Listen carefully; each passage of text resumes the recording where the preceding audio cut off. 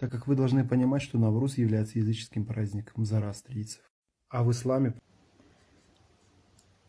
Армысыздар, мына кісі айтып жатыр ғой, зороастрийский заратуштра деген мына Тарас Шу қаласынан шыққан қазақ кісі, сол парс елдеріне, сол жаққа таяу шығысқа барып, сол жаққа діни сондай бір өзінің несін дүниетаным дейміз ба, сектасын құрған заратуштра.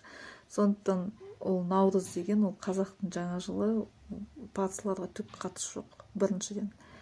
Екіншіден, Құрбан байрам, Ораза байрам немене дейді? Олар исламда әл-ғид дейді, Ораза демейді, ас-саум дейді, құрбандары Идал-Адха дейді.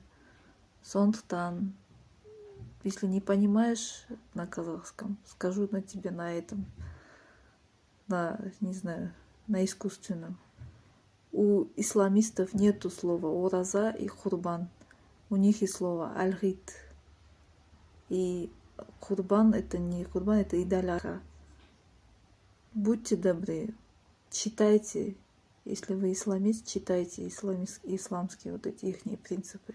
Не надо наш тәңір, тенгрянский, наши тәңір термины использовать. И никакой это не зороастрийский праздник, это казахский Новый год, Наурыз. Никакое это не персидское слово Навруз, там новый день. Это қазақша Наурыз, қазақтың жаңа жылы.